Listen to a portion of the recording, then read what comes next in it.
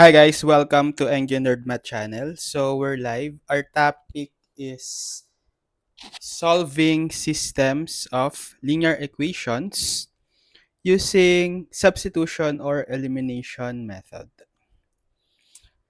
So this is a review for solving systems of linear equations using substitution and elimination method way back in your high school math, right?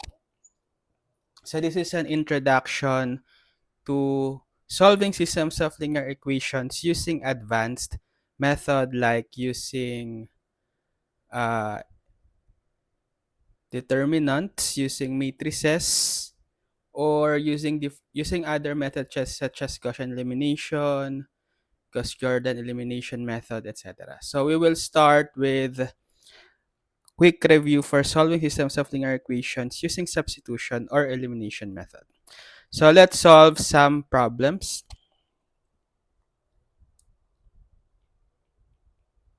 Solve the system of linear equation.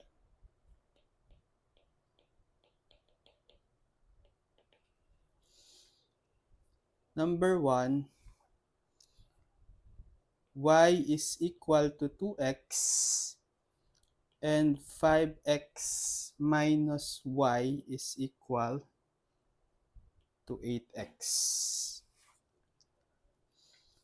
So we can use elimination or substitution method, but obviously it's easier if we use substitution method because we already have equation for y solved explicitly in terms of x. So this is your equation 1. This is your equation 2.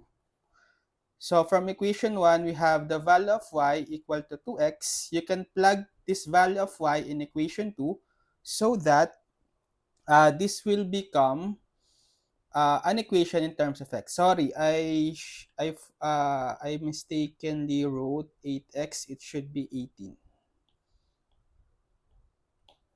So if we substitute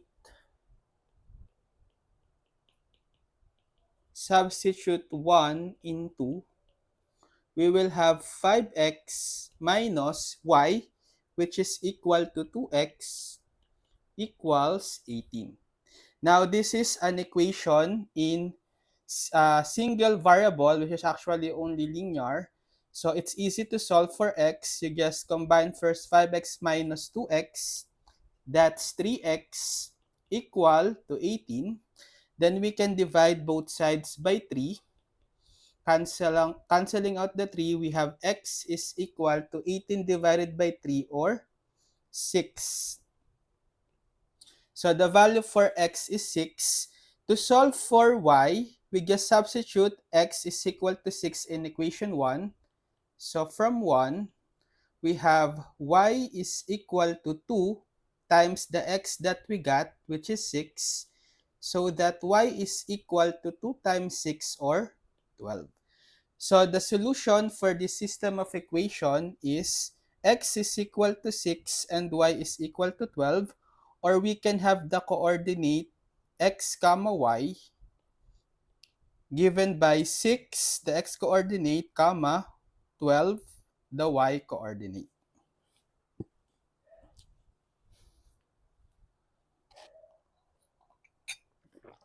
Okay, for problem number 2, what if we have x minus 3y is equal to 0 and x minus y equals 14?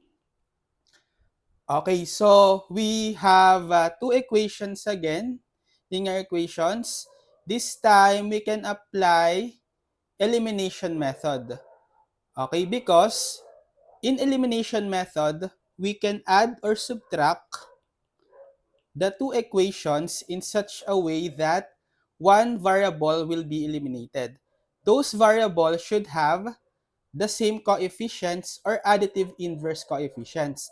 So if one of the variables in the two equations have the same coefficient, to eliminate that variable, you can subtract both sides. While if they have additive inverse coefficients, numerical coefficients, you can add that to equation so you can eliminate that variable. In this case, we have the same coefficients of x in the first and second equation, which is 1. So we can eliminate x by subtracting the two equations, right? So if we subtract 1 minus 2, so you will subtract the left side first. So x minus x, that's 0x. So we already eliminated the x, okay? Then for the y, negative 3y minus negative y, that will be negative 3y plus y already, or negative 2y equal to, so you can also subtract the constants on the right side. So 0 minus 14, that's negative 14. So that we are left with linear equation in one variable y. So to solve for y, we just divide both sides by negative 2. So canceling out this negative 2, y is simply negative 14 divided by negative 2, or 7. So to solve for x, you can either use 1 or 2 by substituting the value of the obtained y, which is 7. So if we use equation 2 or equation 1, so let's have from 2, equation 2, x minus y, substitute the value of y that we got here, 7, equals 14. So solve for x, transpose this negative 7 to the right side. We will have x is equal to 14 plus 7. So x is equal to 14 plus 7, or 21. So therefore, the solution to this system of linear equation is x is equal to 21 and y is equal to 7, or the coordinate 21, 7. Next, number 3. What if we have 3x minus 4y equals 0 and 2x plus y equals 33? Okay. So you can use elimination or substitution method. So substitution method is quite easy if you notice that one of the equation has one variable of the equation in the equation has a coefficient of 1. So in equation 2, let's name it equation 1 and equation 2. Notice that y has coefficient of 1, right? So we can use here substitution method because it's easy to solve for y. In terms of x, you can just transpose this 2x to the right side. So we will have y is equal to 33 minus 2x. Okay? So this is now the new form of equation 2. And then from here, you can plug in this value of y in equation 1. So substitute 2 in 1. We will have 3x minus 4. This y will be replaced with its representation in terms of x, 33 minus 2x equals 0. So we are now left with a linear equation in one unknown variable x. So we just solve this equation for x. So let's distribute first this negative 4. So we will have 3x minus 4 times 33, that's 132. Then negative 4 times negative 2x, that's positive 8x, equal to 0. So you can combine 3x plus 8x, that's 11x. And then you transpose this constant to the right side, it will become positive 132. So to solve for x here, just divide both sides by 11 so that x is equal to 132 divided by 11, which is 12. So to solve for y, using the obtained expression for y in terms of x, in equation 2, just substitute x here. So we will have 33 minus 2 times x, which is 12. So y is equal to 33 minus 2 times 12, which is 24, or y is 33 minus 24, which is 9. So the solution for this system of equation is x is equal to 12 and y is equal to 9. Or the coordinate 12, comma 9.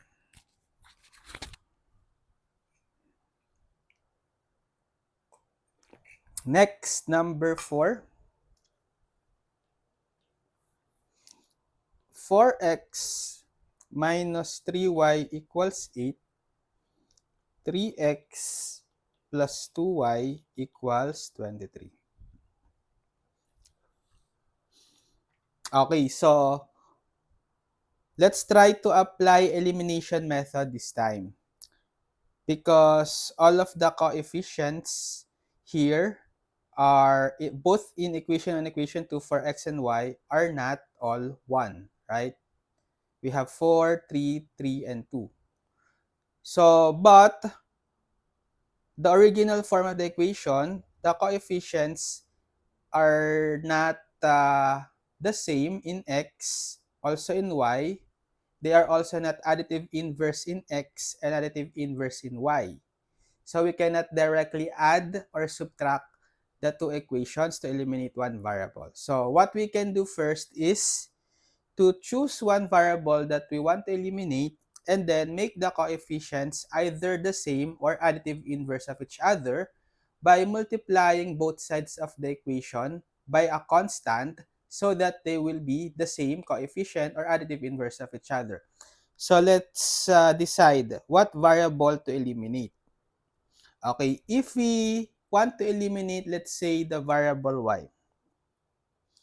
Okay, so if we want to add the two equations in order to for us to eliminate the y, we must make the coefficients of y in equation 1 and equation 2 become additive inverse of each other. So their least common multiple, we have the coefficient of y in equation 1 is negative 3 and the coefficient of the coefficient of y in equation 2 is 2. Their LCM is 6. Okay? So I can multiply equation 1 by 2 and then multiply equation 2 by 3. Okay, so doing that, we will have 2 times equation 1. That will be 2 times, we will multiply both sides of the equation by 2. 4x minus 3y equals 8. Distributing the 2 here on the left side, 2 times 4x, that's 8x. 2 times negative 3y, negative 6y. Also multiply 2 times 8, that will be 16. And for the second equation, we can multiply both sides by 3. So we have 3 times 2, equation 2. 3 times quantity 3x plus 2y equals 23. Distribute the 3 on the left side, multiply each term by 3. So 3 times 3x, that's 9x. Then 3 times 2y, that's 6y, equals 3 times 23, 69. Now that the coefficients in y in these new equations are additive inverse of each other, we can add them so that we can eliminate the y. So doing that, we have 2 times equation 1 plus 3 times equation 2. So we have 8x minus 6y equals 16 plus 9x plus 6y equals 69. So you add first the left side of the equation. So 8x plus 9x, that's 17x. The negative 6y plus 6y, so that's 0, 0y. So we already eliminated the y. Then 16 plus 69, that will be 85. So to solve for x here, just divide both sides by 17. So that x is equal to 85 divided by 17. that's exactly equal to 5, right? Okay. Now, to solve for y, you can use equation 1 and 2, or 2, and substitute the value of x that we got, which is 5. So, let's just use equation 1. So, from 1, which is, let's copy, 4x minus 3y equals 8. 4x minus 3y, what we got here is the value of x. We want to solve for y. So we will substitute the value of x that we got here, which is 5. So 4 times 5 minus 3y equals 8. So 4 times 5, that's 20 minus, 3y equals 8. You can transpose this 20 to the right side. So we have negative 3y equal to 8 minus 20. Negative 3y equal to 8 minus 20, that's negative 12. Then divide both sides by negative 3. Canceling out this negative 3, y is equal to negative 12 divided by negative 3, which is 4. So the solution of this system of linear equation is x is 5 and y is 4, or the coordinate 5, 4. Okay, next. Number 5. What if x plus y equals 1,000 and 0.05x plus 0.06y equals 57?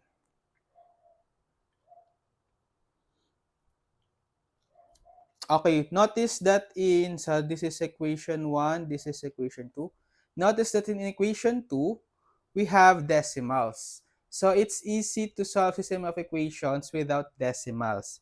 It's easier to perform operations on whole numbers. So let's remove first the decimal in equation 2, particularly the coefficients of x and y. They are both decimals, 0.05 and 0.06 respectively. So we can multiply both sides of the equation 2 by 100 first. So 100 times equation 5 .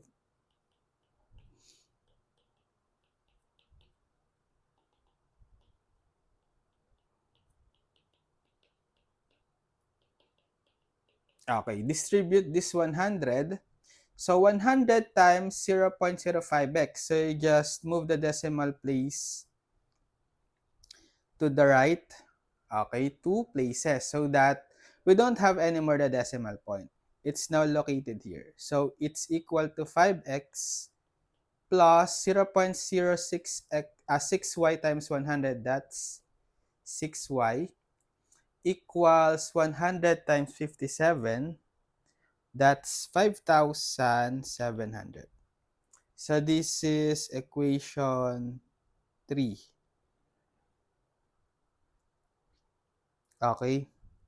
And then, notice that the coefficient of x and y in equation 1 are both 1. So if that's the case, we can apply substitution method because we can easily solve either x or y explicitly in terms of the other variable because their coefficient in 1 is 1. So let's solve for y in terms of x in equation 1. So let's transpose this x to the right side. In equation 1, we will have y is equal to 1,000 minus x. Okay. Let's say this is now the equation 4. So we can substitute equation 4 in 3. We will have 5x plus 6 times y, which is in terms of x, that's 1,000 minus x, equals 5,700. So 5x plus, so distribute the 6. 6 times 1,000, that's 6,000. Then 6 times negative x, that's negative 6x, equal to 5,700. So combine 5x minus 6x first, that's negative x. Then transpose to the right this positive 6,000. We will have 5,700 minus 6,000. So negative x is equal to 5,700 minus 6,000. That's negative 300, right? So let's get rid of the negative coefficient of x. It's equal to coefficient of negative 1. Let's divide both sides by negative 1. So that x is equal to negative 300 divided by negative 1, which is 300. So this is the value of x. To solve for y, you can substitute this value of x in equation 4. So y is equal to 1,000 minus x, which is the value that we got, 300. So that y is equal to 1,000 minus 300, or 700. So therefore, the solution to this system of equation is x is 300 and y is 700, or the coordinate 300, 700.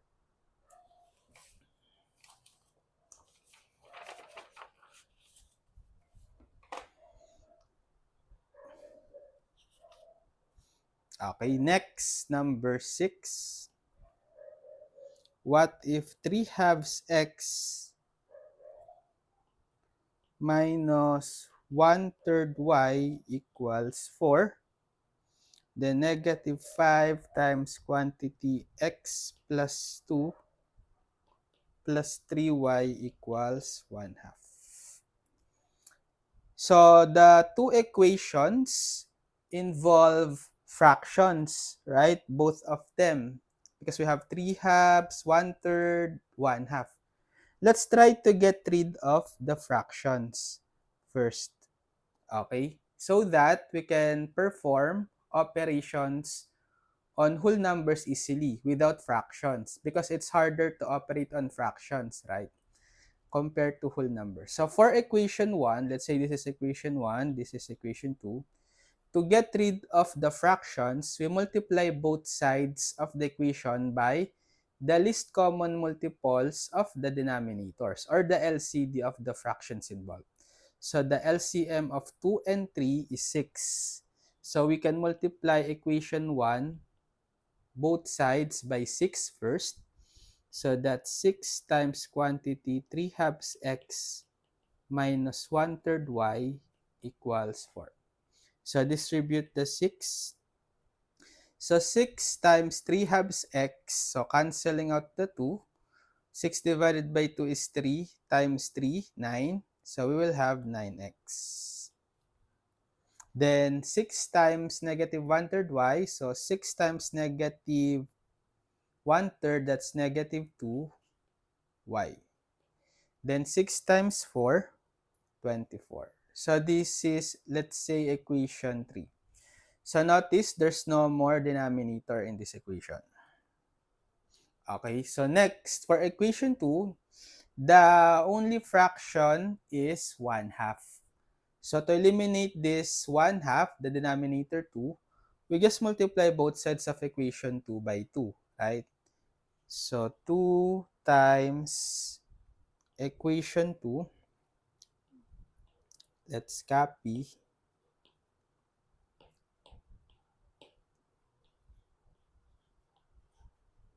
Distribute the 2. So 2 times negative 5, that's negative 10. Then times the quantity x plus 2, plus 2 times 3y, that's 6y, equals 2 times 1/2, 1. And then we simplify further, we can distribute this negative 10. Negative 10 times x, that's negative 10x. Negative 10 times 2, That's negative 20 plus 6y equals 1. Then we transpose this negative 20 to the right side. So we will have negative 10x plus 6y equals 1 plus 20. So 1 plus 20, that's 21. So let's name this as equation 4. Okay. We now have the two transformed equation, equation 3. Okay, 9x minus 2y equals 24, and equation 4, negative 10x plus 6y equals 21. Okay. So, we can apply elimination or substitution method to solve the system of linear equations. But it's easier if we use elimination method because we can eliminate y here if we make the coefficients additive inverse of each other. So since the coefficient of 6 is y, as the coefficient of y in equation 4 is 6, and the coefficient of y in equation 3 is negative 2, to make them additive of inverse of each other, the coefficients of y, we can just multiply equation 3 by 3, right? Multiply 3 by 3, both sides, so that it will become negative 6, the coefficient of y, which is the additive inverse of 6 for the coefficient of y in 4. So to eliminate now y, we can add the two equations, the resulting two equations. So let's multiply first equation 3 by 3. So 3 times 9x minus 2y equals 24. Distribute this 3. 3 times 9x, that's 27x. Then 3 times negative 2y, that's negative 6y, equals 3 times 24, 72. Let's name it equation 5. So using equation 4 and 5 to eliminate the y, we can just add them, right? So add equation 5 plus 4.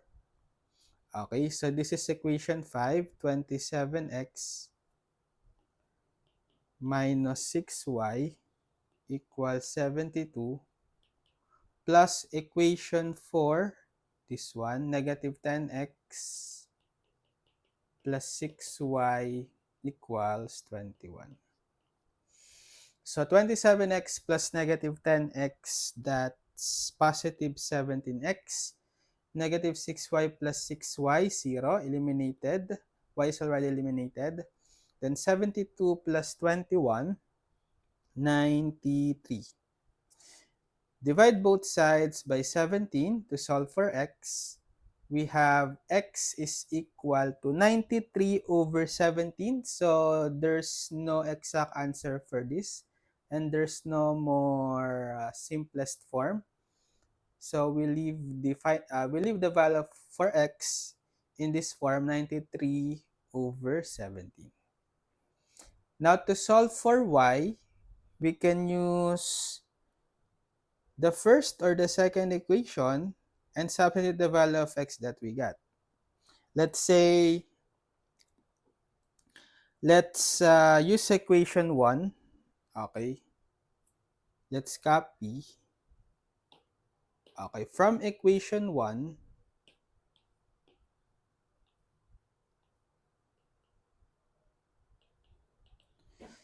if we substitute the value of x that we got, we have 3 halves times 93 over 17 minus 1/3 y equals 4.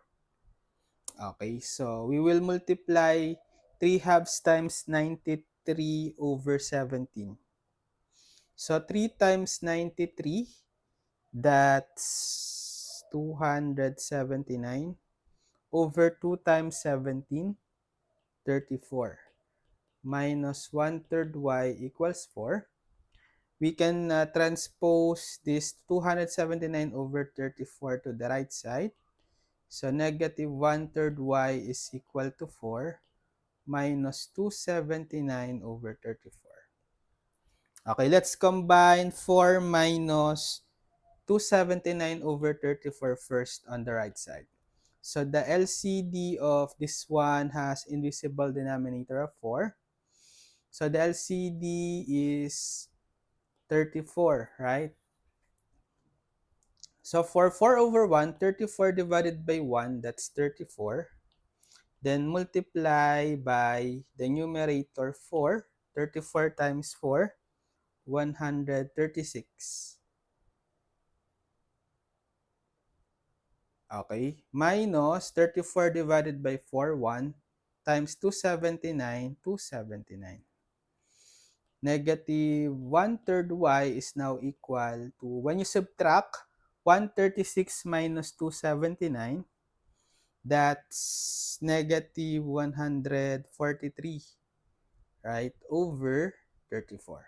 Finally, to solve for y here, let's get rid of its coefficient negative 1/3 by multiplying both sides by negative 3, right?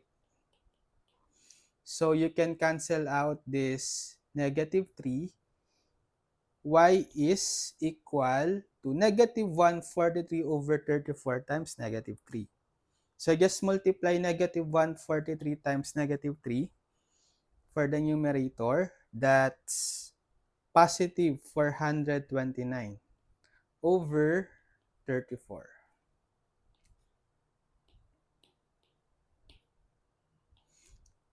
So this is the value for y. There's no more simplest form for this. So the solution for x is, or the value for x is 93 over 17, and the value for y is 429 over 34. Or the solution for the system of linear equation is the coordinate x 93 over 17, comma y, which is 429 over 34.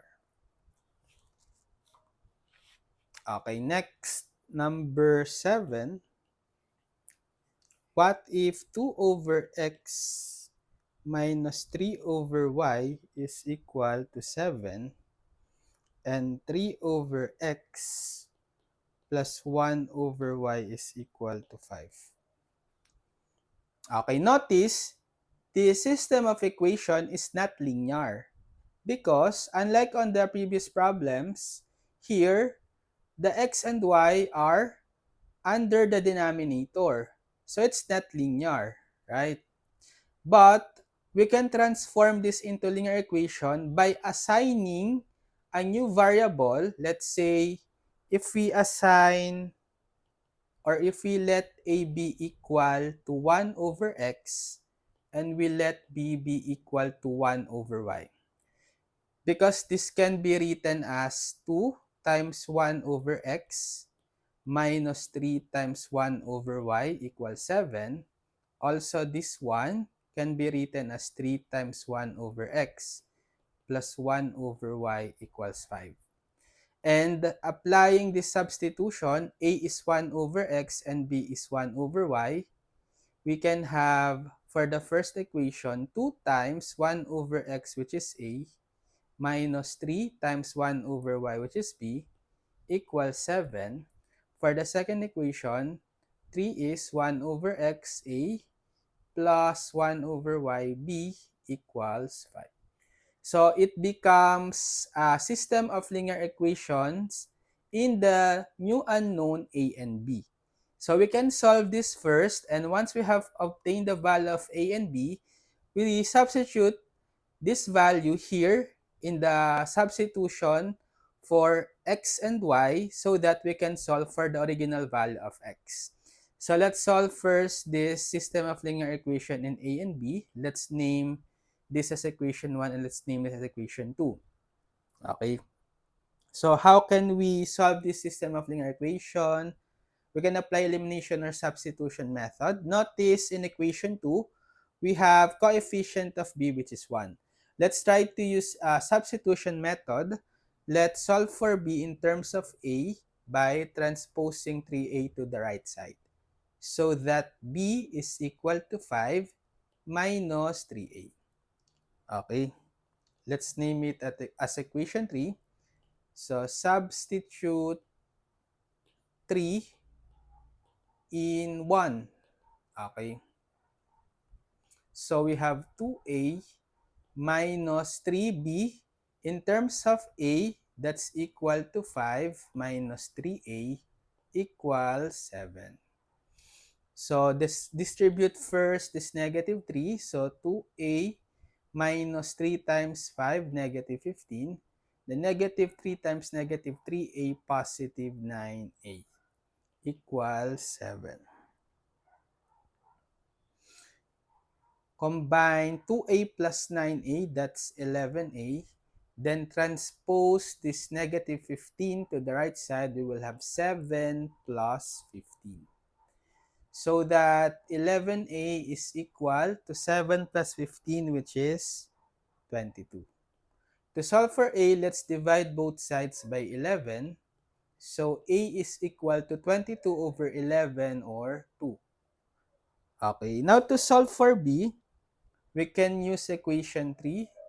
B is equal to 5 minus 3a, sorry. So we can substitute the value of a here that we got, which is 2. B is equal to 5 minus 3 times 2, or 6. So B is equal to 5 minus 6, or negative 1. Now, solving for the original unknown x and y in the original system of equation, let's substitute the value of a and b that we got here in the substitution that we use. So a is equal to 1 over 6, but the value of a that we got is 2.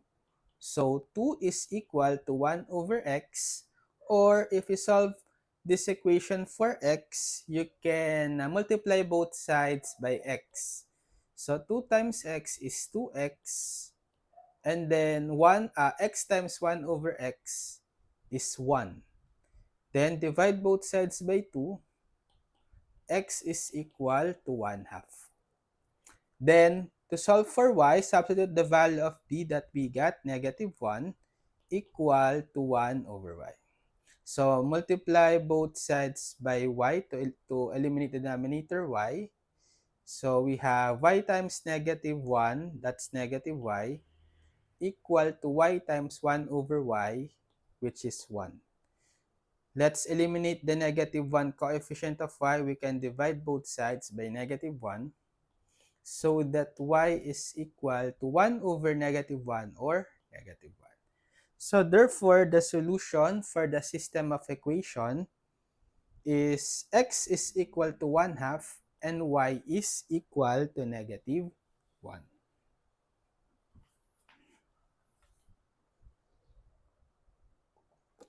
Okay, next. Number 8. What if 4x plus 6y equals 7, 2x plus 3y equals 2? Okay, so let's try to use elimination method. Let's name this as equation 1. Name this as equation 2. So, let's try to eliminate one equation or one unknown variable. Okay. Let's say we want to eliminate x. Okay, to eliminate x, we should either make the coefficient of x in equation 1 and equation 2 the same or additive inverse of each other. So if we make the coefficients in equation 1 and equation 2 of x additive inverse of each other, we can multiply equation 2 by negative 2. Because the coefficient of x in equation 1 is 4, if you multiply equation 2 both sides by negative 2, it will become negative 2 times 2x, negative 4x. They will become additive inverse of each other for the coefficients of x. We just need to add both sides to eliminate the x. So doing that, multiply 2 times equation 2. So 2 times 2x plus 3y equals 2. Distribute this 2. 2 times 2x, that's 4x. Plus 2 times 3y, that's 6y. 2 times 2, that's 4. So this is equation 3. Now we can, sorry. We should multiply negative 2, just like what I've said, right? So that they become additive inverse. So just multiply this by negative, both sides further. So it will be negative 4x minus 6y equals negative 4. Actually, you can also multiply only by 2, but what you will do is to subtract equation 1 minus equation 2. Okay, but our initial goal, like what I've said, is to make the coefficients of x additive inverse of each other. So it should be negative 2, not positive 2. So that the new equation 3 is negative 4x minus 6y equals negative 4. We can add equation 1 plus 3 to eliminate the x. So equation 1, let's write 4x plus 6y equals 7 plus the new equation 3, negative 4x minus 6y negative 4. Okay. So 4x plus negative 4x, that's 0. X. So we already eliminated the x as the goal. Then for y, 6y plus negative 6y. Also 0. So notice, we eliminated both the variables, x and y. They are both 0x and 0y, so that the left side is 0. Right? How about for the right side? We add 7 plus negative 4, positive 3. So the resulting equation is actually false. It's not true, right? Because 0 is not equal to 3. It actually should be written 0 not equal to 3. So if that's the case, when you notice that the resulting equation is not true, as in this example, 0 is really not equal to 3, therefore the system is inconsistent, or there's no solution for the system of equations. So you will just say that the system is inconsistent, or the system has no solution. Okay, so this is the answer. Okay, next, number 9. Okay, what if 2x plus 2y equals 6 and 3x plus 3y equals 9?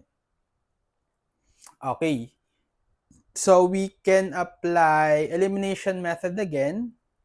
If we want to eliminate, let's say, the x, okay, you can either make the coefficient of x the same or additive inverse of each other.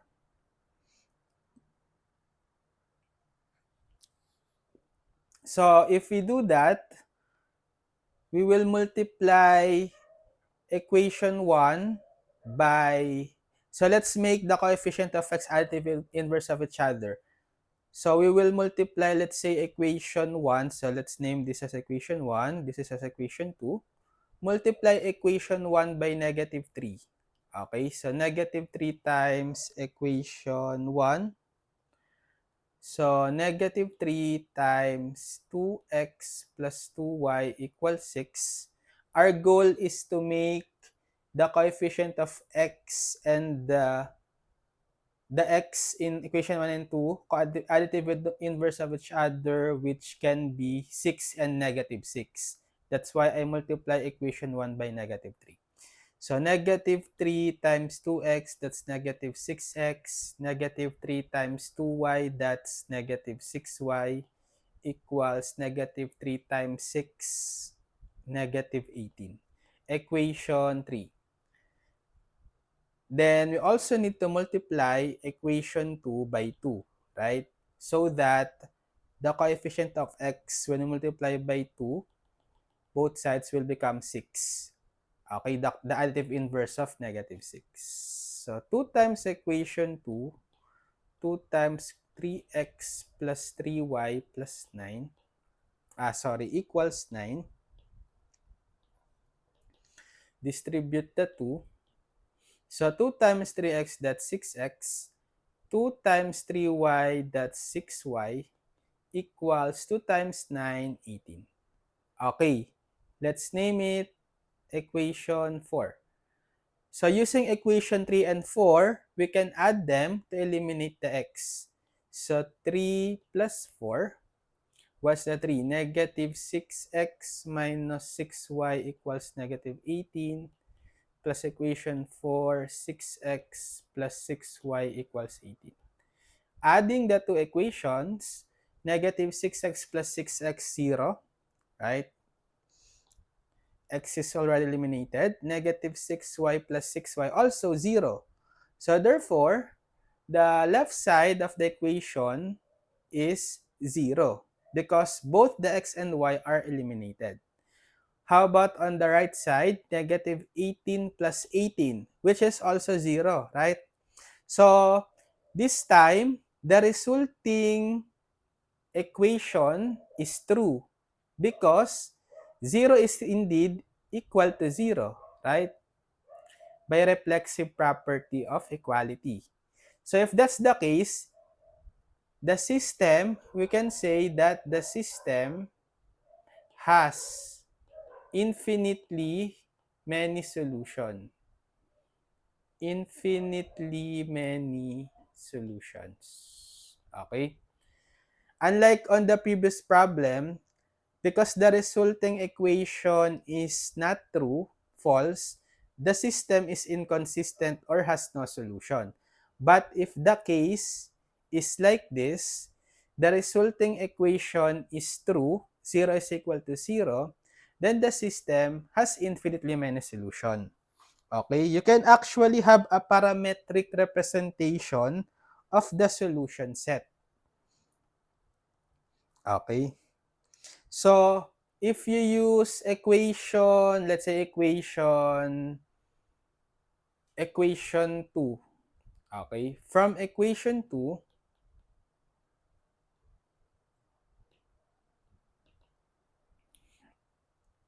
which is 3x plus 3y equals 9, you try to solve for x here. Divide both, transpose the 3y to the right side. So 3x is equal to 9 minus 3y. Then divide both sides by 3. So x is equal to 9 divided by 3. So distribute the 3 first. So 9 over 3 minus 3y over 3. So that x is equal to 9 over 3, which is 3, minus 3y over 3, which is y. If you set y equal to t, which is a parameter here, so t is any real number. Okay. Therefore, since y is equal to t, you can substitute y here with t.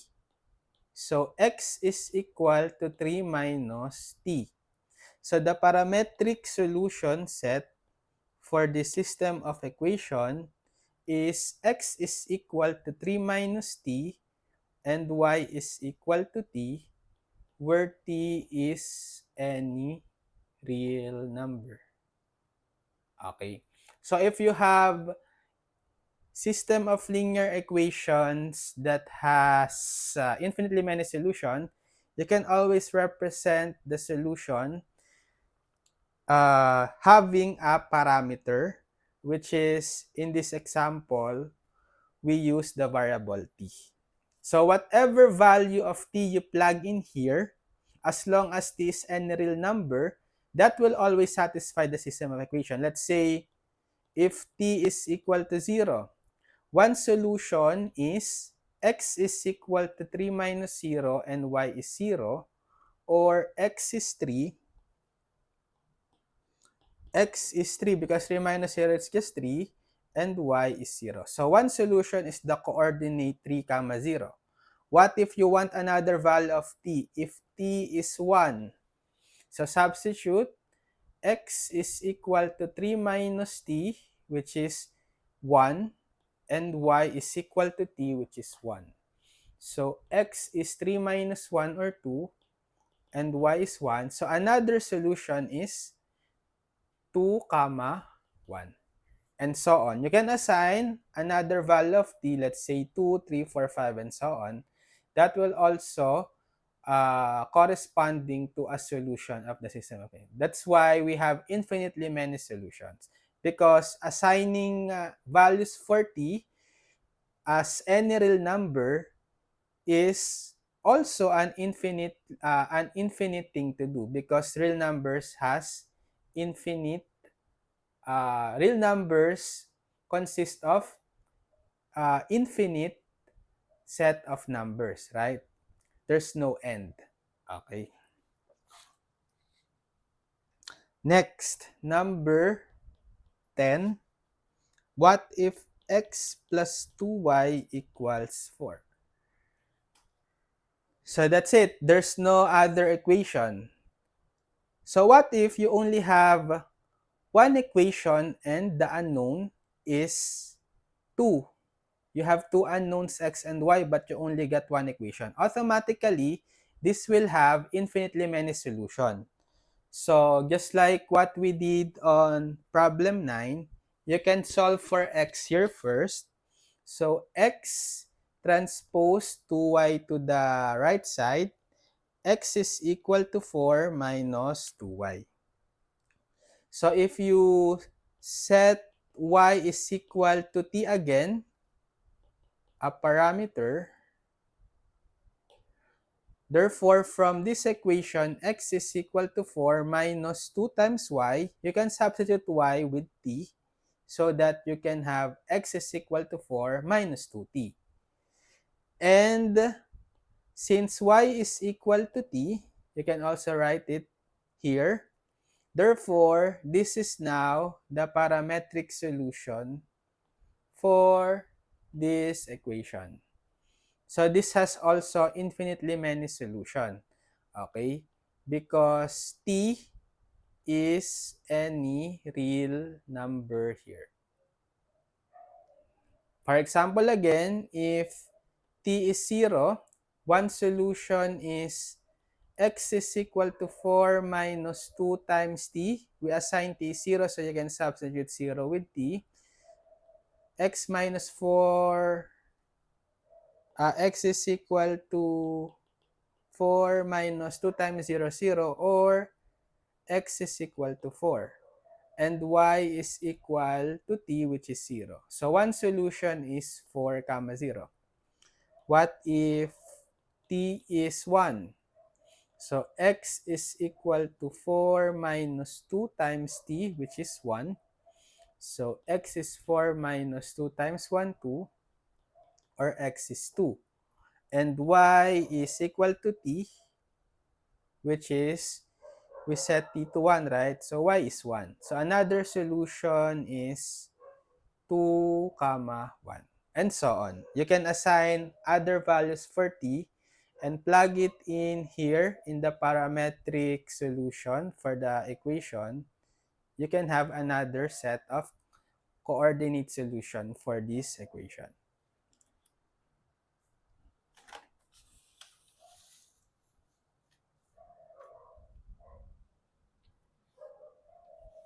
Okay, next. Let's have 11. What if x plus 3 over 4 plus y minus 1 over 3 equals 1 and 0.2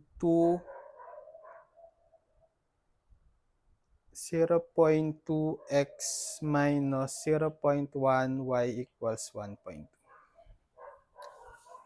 Okay, let's name this as equation 1. Let's name this as equation 2. So notice equation 1 has denominators, right? 4 and 3. So just like what we did on the previous problem, let's get rid of the denominators first. Also, in equation 2, what we have is decimal on the coefficient as well as in the constant. So let's get rid of the decimal also, just like on the previous problem, so that it's easier to operate on whole numbers only. So for equation 1, to get rid of the denominators 4 and 3, we can multiply by the LCM of 4 and 3 both sides. So what's the LCM of 4 and 3? 12. So we multiply 12 times equation 1, both sides. So 12 times equation 1, x plus 3 over 4 plus y minus 1 over 3 equals 1. Distribute this 12 on both sides. So 12 times x plus 3 over 4. So 12 divided by 4, 3, right? So we'll have 3 times quantity x plus 3 plus. So how about 12 times y minus 1 over 3? 12 divided by 3, that's 4. So that we can multiply 4 times quantity y minus 1 equals 12 times 1 on the right side, 12. Okay? We can still combine or simplify this further by distributing the 3 and 4 here. 3 times x, 3x, plus 3 times 5, 15. 4 times y, 4y, 4 times negative 1, negative 4 equals 12. Then combine similar terms, 3x plus 4y, we cannot combine them. What we can combine are the constants 15 minus 4. 15 minus 4, that's, sorry. This should be, this is not 5. I thought it's 5. Sorry. I should have written this clearer. It should be 3. So that it's not 5 because 3 times 5 is 15. That's what I thought. It should be 3 times 3, which is 9 only. Okay.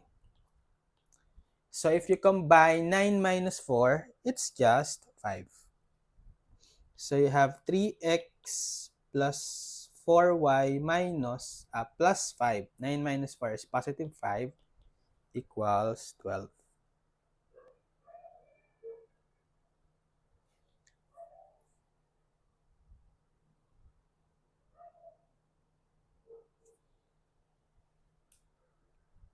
And then you transpose this positive 9 to the right side, you will have 3x plus 4y equals, no. We already simplified this. We're already here in this line. We transpose this positive 5 to the right side, so 12 minus 5. So 3x plus 4y is 12 minus 5 or 7. So let's name this equation 3. Now, the next goal is to eliminate the decimal in equation 2. So what we can do is multiply both sides of equation 2 by what? So since we only have one decimal place in the coefficients and in the constant, let's just multiply this by 10, both sides. So 10 times equation 2. So 10 times 0.2x, so that becomes 2x. 10 times negative 0.1y, that's negative y, 1y or negative y, equal to 10 times 1.2, that will be 12, right? So this is equation 4. Okay. Gathering equation 3 and 4. Okay. It's easier to solve the system of linear equation now because the coefficients involve only whole numbers. There's no more fractions and decimal. So how can we solve for the system of linear equations now? You can use elimination or substitution method. Okay?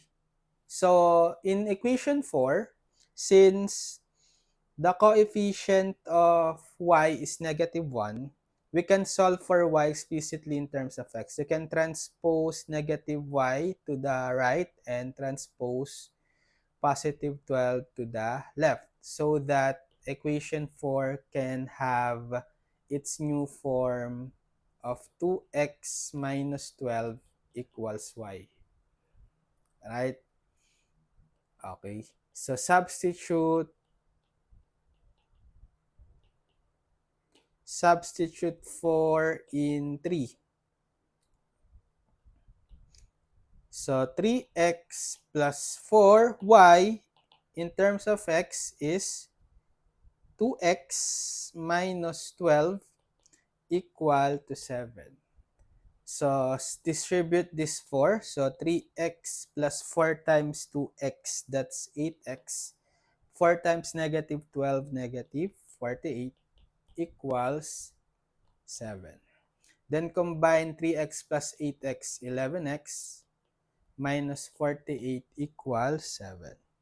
Transpose this negative 48 to the right side. 11x is 7 plus 48.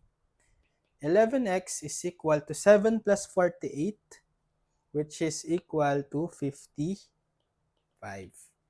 To solve for x, divide both sides by 11.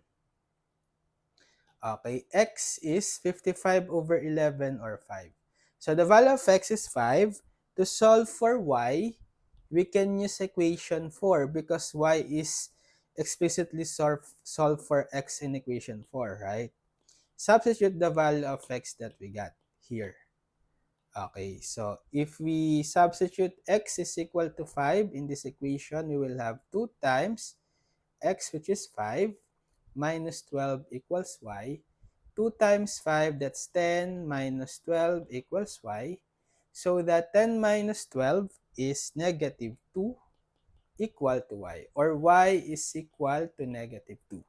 So therefore, the solution set of this system of linear equation is x is 5 and y is negative 2, or the coordinate 5, comma, negative 2. Okay? Okay, so I think that's it for this topic, system of linear equations using elimination and substitution method. So far, what we have solved are only system of linear equations in two unknowns, x and y. So possible next time, we will try to solve system of linear equations using elimination and substitution method having three unknowns or more. So in three unknowns, let's say x, y, z, or four unknowns, let's say w, x, y, z. Okay, let's have that next time. Okay. Good evening to our audience, sa mga naging audience. Good evening, Jamie. Thank you, Katie, for keep up the good work. Kuya, can you solve statistic property of number properties? Next time, okay. Good evening, you're pwede po mga live ng mga problems sa advanced engineering. Yes, actually, this is part of the series of live stream for advanced engineering mathematics.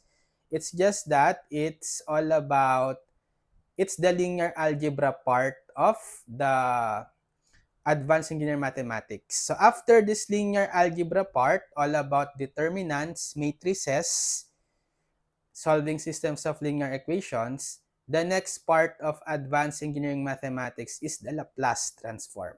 So stay tuned for that. Okay?